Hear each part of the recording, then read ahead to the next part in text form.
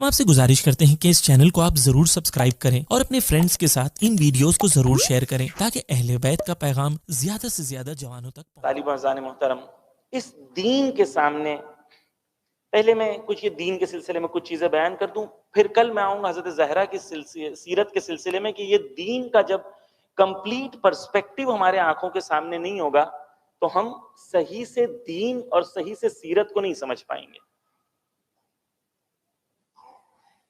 توجہ چاہتا ہوں اذان محترم، ملا ایک مثال جو ہے بہت مشہور مثال ہے، شہید مطہری نے بھی نقل کی ہے، بہت سارے علماء نے نقل کی ہے۔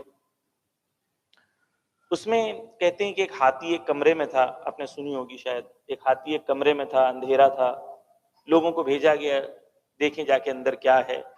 کسی نے کان کی طرف ہاتھ لگایا تو کسی نے کہا یہ یہاں پنکھا ہے لگا ہوا ہے، کسی نے پیر پہ ہاتھ لگایا تو کہا بیچ میں پلر ہے، کسی نے پونچھ پہ ہاتھ لگایا تو کہا یہاں پر ایک جھاڑو ہے جو لٹکا ہوا ہے۔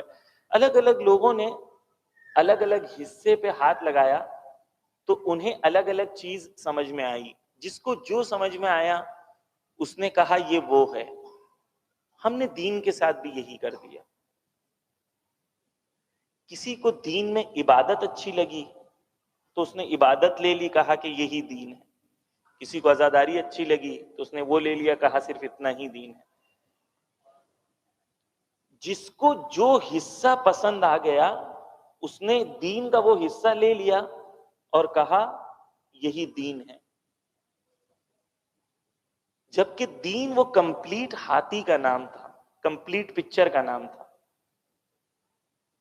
مثال کے طور پر ایک ڈاکٹر نے آپ کو دوا دی اور کہا مثال کے طور پر یہ 3 گولیاں کھانی ہیں، اس میں سے آپ کو ایک گولی اچھی لگی، آپ نے وہ کھا لی، 2 گولی آپ نے چھوڑ دی، تو رزلٹ کیا ہوگا؟ ہو سکتا ہے ری ایکشن ہو جائے وہ گولی کھانے کی وجہ سے، کیونکہ ہو سکتا ہے دوسری گولی کمپنسیٹ کرنے کے لیے تھی جو آپ نے نہیں کھائی۔ دین بھی ایسے ہی،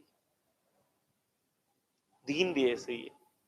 دین کا جب ایک حصہ کوئی انسان لے لیتا ہے تو مولا کائنات کہتے ہیں وہ دین کا مذاق اڑانے لگتا ہے، وہ دین کو الٹا پہنتا ہے، اور کیونکہ وہ دین کو الٹا پہنتا ہے اس لیے لوگ اس کو دیکھ کے اس کا مذاق اڑاتے ہیں، اس کی وجہ سے دین کا مذاق اڑاتے ہیں۔ اسی لیے آپ دیکھیں کہ وہ قوم جس کے مولا باب العلم ہیں، وہ قوم علم میں ہندوستان میں سب سے پیچھے ہے۔ کیوں؟ کیونکہ ہم نے دین کا پرسپیکٹیو غلط لیا۔